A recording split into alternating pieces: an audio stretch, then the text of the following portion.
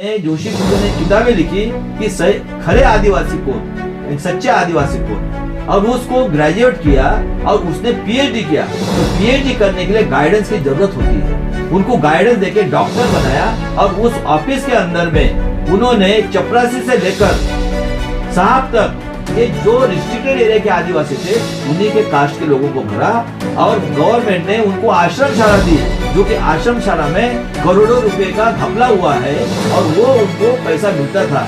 1976 में इंदिरा गांधी ने पूरे इंडिया का रिस्ट्रिक्शन हटाया आदिवासी का, और 81 में जब जनगणना हुई तो महाराष्ट्र में पूरे आदिवासी की लोक संख्या थी 1 करोड़ 10 लाख। उस बेस के ऊपर से पहले इनका 13 एमएलए थे और 2 खासदार थे, इनको 4 खासदार और 25 एमएलए मिले। और उसके बाद में देखिए कि 83 में ये हमें कह रहे हैं कि आपका जन्म 1949 के पहले चाहिए और आपके पिताजी का भी रिकॉर्ड होना चाहिए।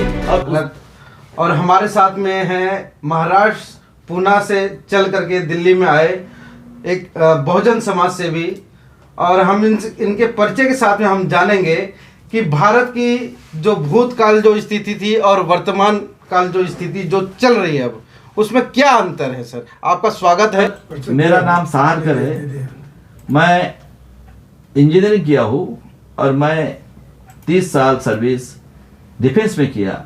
उसके बाद रिटायर हो गया 2018 में। और उसके बाद जब मैं खाली था तो मैं बोला चलो कुछ ना कुछ दिल में तमन्ना थी, क्योंकि मेरे साथ भी वही इंजस्टिस हुआ है। मैं जब डिप्लोमा के लिए पढ़ रहा था तो उस टाइम में ब्राह्मणों ने मुझे ओरल में 2 मार्क कब देके 1 साल बर्बाद किया। जब मेरा ऑफिस में सिलेक्शन हुआ तो मुझे 4 साल तक एम्प्लॉयमेंट कार्ड कैंसिल करके उन्होंने मेरे 4 साल तक शोषण किया। और वो राजीव गांधी को धन्यवाद कहता हूँ कि उन्होंने उस टाइम में जो भी एससी एसटी की वैकेंसीज थी इमीडिएट उन्हें निकाला और 88 में मुझे ऑर्डर मिला है। चलिए बहुत बहुत साधुवाद आपका सर। जय भीम। जय भीम मेरे साथियों, मैं आज आपको भूतकाल में जो हमारी परिस्थितियाँ थी 2500 साल पहले, वो सबसे पहले एक्सप्लेन करना चाहता हूँ।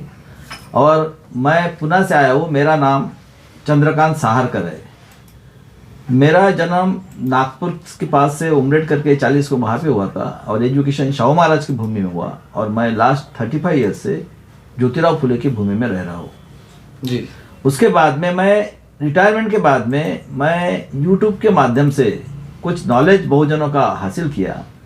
तो सबसे पहले मैं आपको भूतकाल के बारे में बताऊंगा जी कि किस तरह से हमें 2500 साल तक गुलामी में जीने के बाद में कुछ लोगों ने हमें गुलाम किया, वो किस तरह से गुलाम किया जी, ये मैं पहले बताना चाहता हूँ जी। तो देखिए 10वां जो मौर्य राजा था उसका खून पुष्पशुंग ने कपट नीति से किया। उसके बाद में उनके जो शिष्य थे बुद्ध धर्म की प्रसार करने वाले, उनके सर काट के शराव नदी में फेंक दिए, वो डर के मारे सब भाग गए।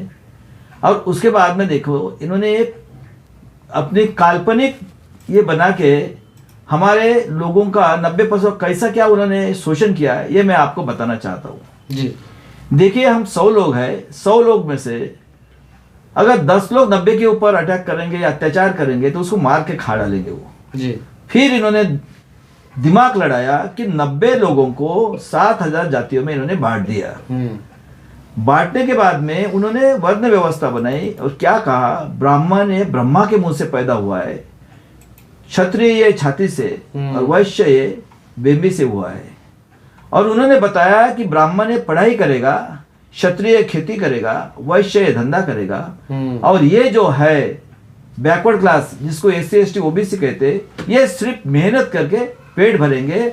अगर कोई पढ़ने की कोशिश की तो उसको मार दिया जाएगा या उसके कान में शीशा डाल दिया जाएगा। इस तरह से हम 11वीं सदी तक हमारा शोषण चलते रहा। 11वीं सदी में महाराष्ट्र में बसेश्वर जो लिंगायत धर्मगुरु था वो होके गए, वहां से शुरुआत हुई।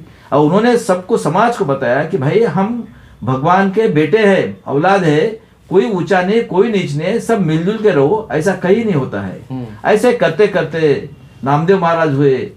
उसके बाद में 16वें शतक में हमारे यहाँ कुछ बहुजन संतों ने जन जागृति के लिए पंढरपुर में एक मंदिर जिसको कहता है पांडुरंग का मंदिर, वो पांडुरंग यानी भगवान गौतम बुद्ध की मूर्ति है। और 16वें शतक में हमारे महाराष्ट्र में 1608 में जगसंत श्रेष्ठ तुकाराम महाराज का जन्म हुआ। और उन्होंने देखिए, उन्होंने इतना उनको पदवी मिली कि जग में वो सबसे श्रेष्ठ संत थे। और उनको 1650 में उनका देहांत हो गया और उनकी पब्लिसिटी की गई कि वो जिंदा संत पुष्पक विमान से स्वर्ग में चले गए। उसके बाद में देखिए 19 फरवरी 1630 को छत्रपति शिवाजी महाराज का जन्म हुआ है। और शिवाजी छत्रपति महाराज के जन्म होने के बाद पहले ऐसी उनकी माँ है कि जो सती प्रथा को माना नहीं उन्होंने। और उसके बाद में शिवाजी महाराज को उन्होंने तुकाराम के कीर्तन में भेजने, यानी नॉलेज लेने के लिए भेजा कीर्तन में। आज देखिए कि जो शिवाजी महाराज हुए वर्ल्ड के सबसे ग्रेट राजा हुए, जो आज तक के हुआ नहीं और होने वाला नहीं है। शिवाजी महाराज ने मुसलमानों के साथ सरदार थे, उसके बाद में भी उन्होंने कई लड़ाइयाँ जीत ली। और उनके साथ 18 पगड़ जाति के लोग थे। 18 पगड़ जाति में बैकवर्ड क्लास के लोग थे। और उन्होंने अपने जनता को उन्होंने स्वराज्य का मतलब है स्वाभिमान से जीने के लिए सिखाया उन्होंने। और कभी भी अत्याचार नहीं हुए। और उन्होंने स्त्री को इतना रिस्पेक्ट दिया। उसका एक एग्जाम्पल बताना चाहता हूं मैं कि उनके सरदार लोगों ने दुश्मन के एक खूबसूरत स्त्री लाके उनके सामने रखा था, साहब जी हमने एक गिफ्ट लाया। उस टाइम में महाराज कहते हैं खबरदार अगर वो मेरी बहन को हाथ लगाए किसी ने हाथ काट डालूंगा। और उनको स्वाभिमान से, जो हमारे महाराष्ट्र में कहते हैं चोली और बांगड़ी करके, उन्हें रिस्पेक्ट के साथ उनको वापस किया। उसके बाद में उन्होंने जनता को कहा अगर मेरे खेती वाले को हाथ भी लगाओगे तो तलवार से काट दूंगा मैं। और सभी को उन्होंने स्वाभिमान से जीने का कैसा होता है ये पढ़ाया। उसके बाद में देखिए उनके बेटे का नाम है संभाजी महाराज, जिनका जन्म 1657 में हुआ। वो राजा ने कभी भी कोई भी लड़ाई हारी नहीं है। और उस राजा ने 12 ग्रंथ लिखे थे। और इतना शूर राजा था वो। 32वें साल में इन लोगों ने कपट नीति से, यानी इन जो आर्य बोलो या ब्राह्मण समाज के लोगों ने उनको कपट से पकड़ के वो उनको स्वाधीन किया राजा को। और उनके 32 टुकड़े किए गए। और 32 टुकड़े करने के बाद में उनका मृत्यु 1889 में हो गया। उसके बाद में देखिए वो उनका जो सर होता है, ये पुणे के लोग जो गुड़ी पाड़वा मनाते हैं, हमारे देश में कहीं पे भी नहीं है। वो सर यानी संभाजी महाराज, वो जो गड़वा होता है पानी पीने वाला, वो यानी संभाजी महाराज का सर लटकाते हैं। उसके बाद में देखिए 11 अप्रैल 1827 को राष्ट्रपिता ज्योतिराव फुले का जन्म हुआ। उन्होंने सावित्रीबाई फुले को पढ़ाया। और 1 जनवरी 1848 को उन्होंने पहली स्कूल निकाली। फातिमा शेख ने मदद की और उन्होंने स्कूल निकाली। आज हम 21वीं सदी में हैं। 21वीं सदी में हमारी बेटी अगर कहती है कि मुझे बच्चा नहीं चाहिए, तो उसको बच्चा नहीं होगा 2 साल तक। अगर हमारी माँ कहती थी मुझे बच्चा नहीं चाहिए, तो हम पैदा ही नहीं होते थे। अगर पिताजी ने हमको मेहनत करके पढ़ाया नहीं होता, तो उन्होंने हमें हेल्प नहीं किया होता, तो हम ये दोनों का जो हमने उन्नति की उसमें माँ और पिताजी का हमारे ऊपर उपकार है। वर्ल्ड के अंदर हर एक इंसान के ऊपर उनके माता और पिता का उपकार होता है। लेकिन अभी अब मैं आपको एक एग्जाम्पल बताना चाहता हूँ कि मिट्टी को आकार कुम्हार ने दिया और पत्थर तोड़ने वाले ने एक पत्थर को तोड़ के एक फिगर बनाया। और उसके बाद में एक छोटा बच्चा 7 साल का, मैंने एक पेन दिया और पेपर दिया, कुछ तो भी निकाला उसने। आप सोचिए कि मिट्टी, पत्थर, पेन और पेपर ये निर्जीव है। ये कभी हमारे माता पिता से बड़े हो सकते हैं क्या? नहीं हो सकते।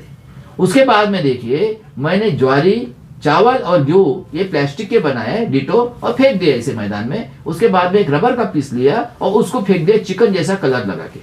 आप देखिए कि पशु पक्षी वो दाना खाएंगे क्या? नहीं खाएंगे। कुत्ता वो पीस भी नहीं खाएगा। तो इन्होंने हमारा इतना शोषण किया 2500 साल तक कि हमारे ब्रेन को पशु पक्षी से नीचे लेके गए। उसके बाद में देखिए कि कुछ जाति के लोग 1950 के पहले आरएसएस में जाते थे पैंट और टोपी पहन के। उन लोगों के पास आप देख लीजिए, आपके हर एक गांव में पैंट पहन के जाते, कच्चा पहन के जाते थे, हाफ पैंट और काली टोपी पहन के जाते थे और हाथ में लकड़ी। इन लोगों के हाथ में देखिए, इन लोगों के पास में किसी के पास 500 एकड़ जमीन, 300 एकड़ जमीन, 200 एकड़ जमीन, और कुछ जो पढ़े लिखे लोग थे, उन्हीं के जाति के लोग गरीब थे, उनके साथ बात करना इनको अछूत लगता था।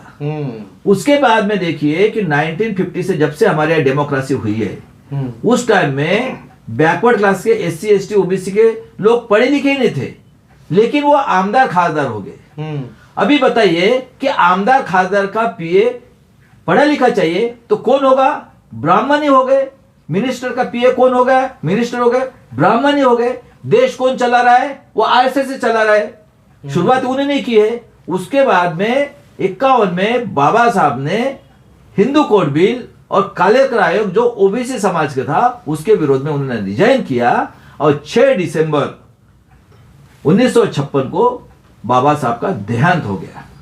अभी देख लीजिए, मेरा जन्म जो है 59 का है। मैं बताना चाहता हूं कि हम मेरी डेवलपमेंट और देश की डेवलपमेंट कैसी हुई है। पहले मैं स्कूल में गया, अब का पढ़ा।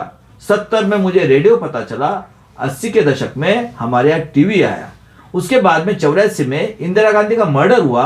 उसके बाद में देखिए राजीव गांधी प्राइम मिनिस्टर बने और सेकंड रेजिम में 90 में उन्होंने बोला कि इस देश का जो टैक्स के रूप में 1 रुपया आता है, उसमें से ये 10 पैसा खर्चा करते हैं और 90 पैसा खाते हैं। अगर मैं दोबारा चुन के आया तो मैं 15 पैसा खाने दूंगा और 85 पैसा खर्चा करूंगा, क्योंकि 90 के दशक में कांशीराम जी की 1585 की जो चळवळ थी वो बहुत जोर से चल रही थी।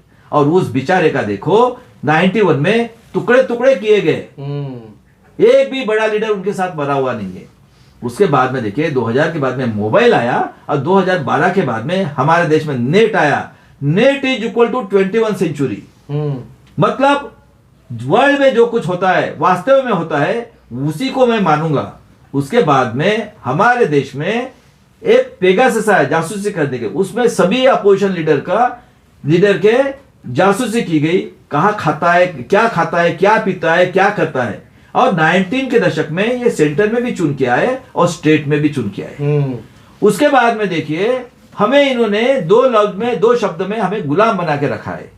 2500 साल से भी उन्होंने यही कहा था कि हम जो बोलेंगे वही करना है। और 2500 साल के बाद में, इंडिपेंडेंट मिलने के बाद में भी हम अपने आप कर रहे हैं, क्योंकि उसने जो प्रचार प्रसार किया है वो इस तरह से किया है कि उस गुलामी से हम बाहर ही नहीं निकल सकते। अब देख लीजिए, हमारे घर में बच्चा पैदा हुआ। बच्चा पैदा होने के बाद में हम क्या करते हैं? पंडित को पूछते हैं। पंडित बोलते हैं आप तो राक्षसगण हो गई, लड़का हो गया ये रख दो, लड़की हो गई बी रख दो। उसके बाद में देखिए आपके घर में एक कैलेंडर लगाया गया है, वो किसने बनाया है? वो क्या बोलता है? आज का दिन ये खाना चाहिए, ये कपड़े पहनना चाहिए। हम कर रहे हैं क्योंकि हम मानसिक गुलाम हैं। उसके बाद में देखिए आज 75 साल इंडिपेंडेंट के लिए हो गए।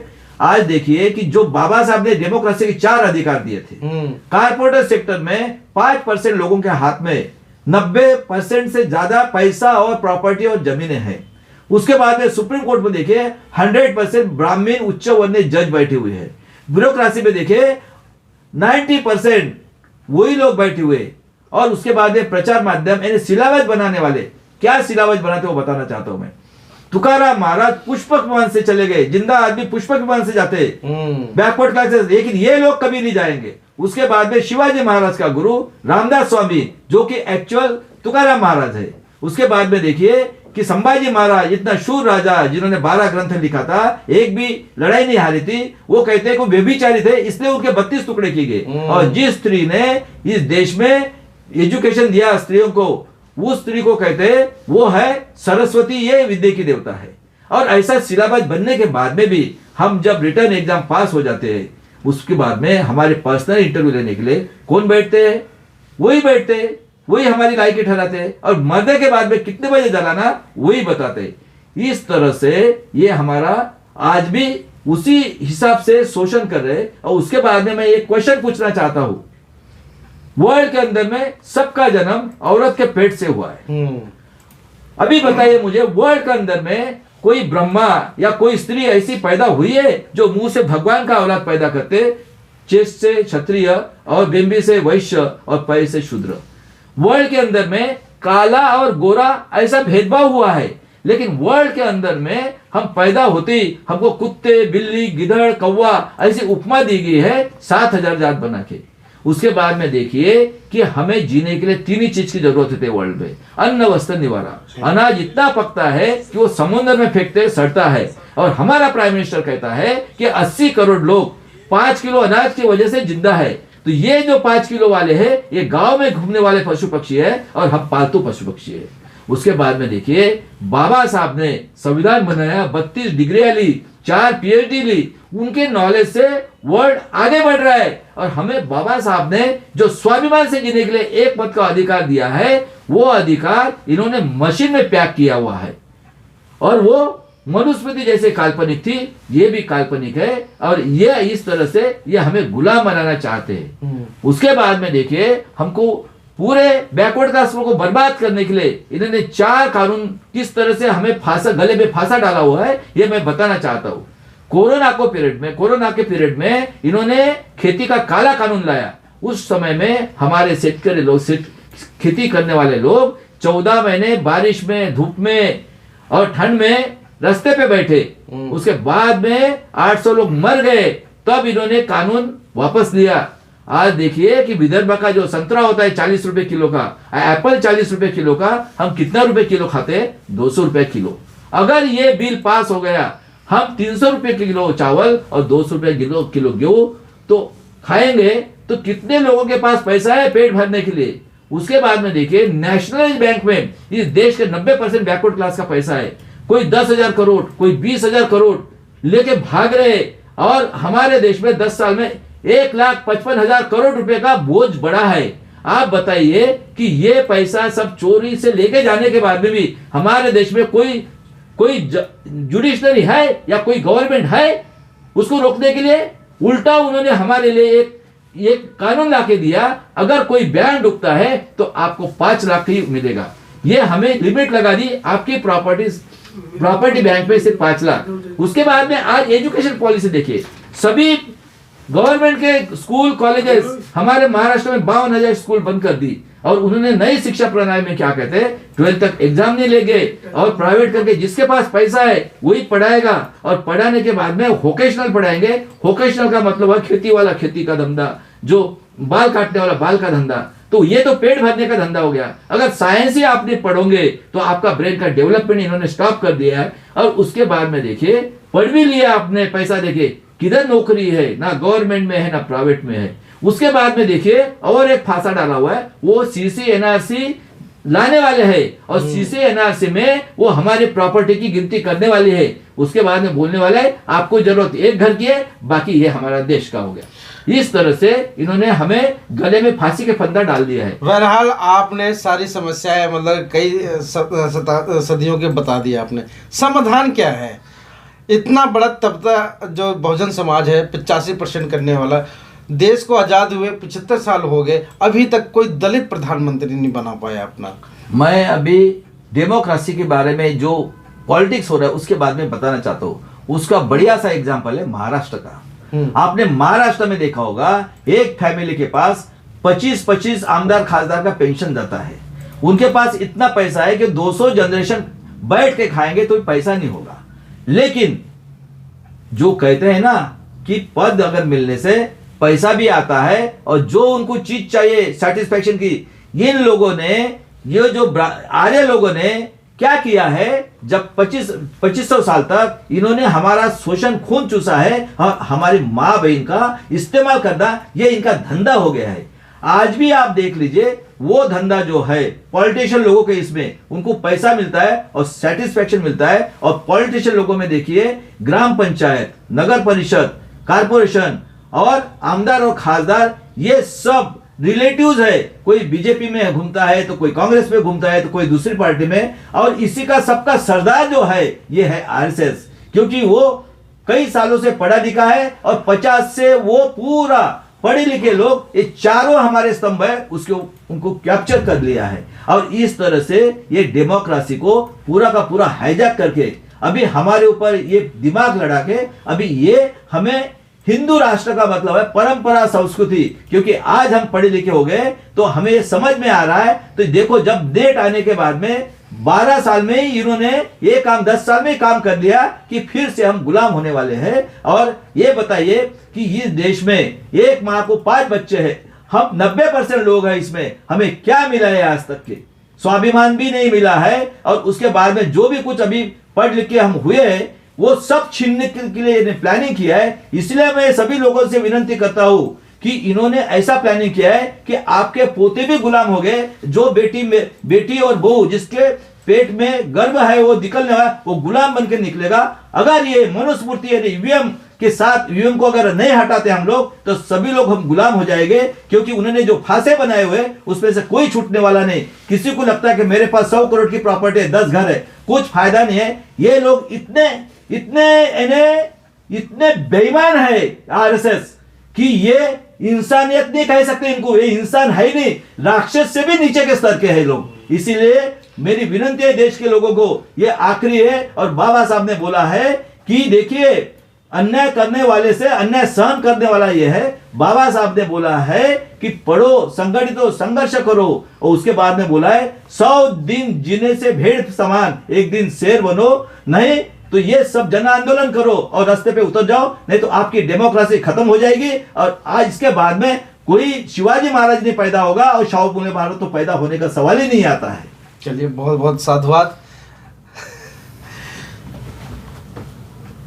हमारे महाराष्ट्र में जो आदिवासी की 33 कास्ट है उसके ऊपर किस तरह से 40 साल से अन्याय हुआ ये बताना चाहता हूँ। विदर्भ और मराठवाड़ा 1 मई 1960 को महाराष्ट्र में इंक्लूड किया गया और 62 में उन्होंने आदिवासी संशोधन केंद्र पुणे में निकाला। मैं उसको आदिवासी का कत्लखाना कहता हूँ। अब देखिए कि ये मधुकर पिचट करके मिनिस्टर है महाराष्ट्र में, उनका रिलेटिव है महादेव गोविंद गारे, जिसका जन्म सन 1939 में हुआ है और जिसकी कास्ट कोड़ी करके है। आप सोचिए कि उस टाइम में 22 साल में कोई आदमी ग्रेजुएट होता था? नहीं होता था। 21 साल में। अभी देखिए भाई साहब, ये ग्रेजुएट को उन्होंने जोशी कुलकर्णी ने किताबें लिखी कि खरे आदिवासी कौन, सच्चे आदिवासी कौन, और उसको ग्रेजुएट किया और उसने पीएचडी किया। तो पीएचडी करने के लिए गाइडेंस की जरूरत होती है। उनको गाइडेंस देके डॉक्टर बनाया और उस ऑफिस के अंदर में उन्होंने चपरासी से लेकर साहब तक ये जो रिस्ट्रिक्टेड एरिया के आदिवासी थे उन्हीं के कास्ट के लोगों को भरा। और गवर्नमेंट ने उनको आश्रमशाला दी, जो कि आश्रमशाला में करोड़ों रुपए का घपला हुआ है और वो उनको पैसा मिलता था। 1976 में इंदिरा गांधी ने पूरे इंडिया का रिस्ट्रिक्शन हटाया आदिवासियों का। और 81 में जब जनगणना हुई तो महाराष्ट्र में पूरे आदिवासी की लोक संख्या थी 1 करोड़ 10 लाख। उस बेस के ऊपर से पहले इनका 13 एमएलए थे और 2 खासदार थे, इनको 4 खासदार और 25 एमएलए मिले। और उसके बाद में देखिए कि 83 में ये हमें कह रहे हैं कि आपका जन्म 1949 के पहले चाहिए और आपके पिताजी का भी रिकॉर्ड होना चाहिए। और उसके बाद में ये बोलते हैं कि परंपरा संस्कृति भी होना चाहिए आदिवासी की। और क्योंकि उस टाइम में हम टीवी देख रहे थे, अभी देखो कि 40 साल हो गया ये हमारे शोषण कर रहे हैं। तो ये एक महाराष्ट्र का एग्जांपल है। और उसके बाद में देखिए मणिपुर में आदिवासी लड़की के कपड़े उतारने के बाद में भी किसी के मुंह से पार्लियामेंट शुरू एक लफ्ज भी नहीं निकलता। तो ये लोग आदमी ये आए थे इस देश में, ये कभी औरतें लेकर, औरतें तो हमारी माँ बहन है, इसलिए ये कभी भी हमारे औरतों को या बेटियों को कभी रिस्पेक्ट नहीं दे। ये हमारी औरतों को ये समझते ये हमारे भोग की चीज है और हम उसका इस्तेमाल करेंगे। चलिए बहुत बहुत साधुवाद साहब। जय भीम। ये लग रहा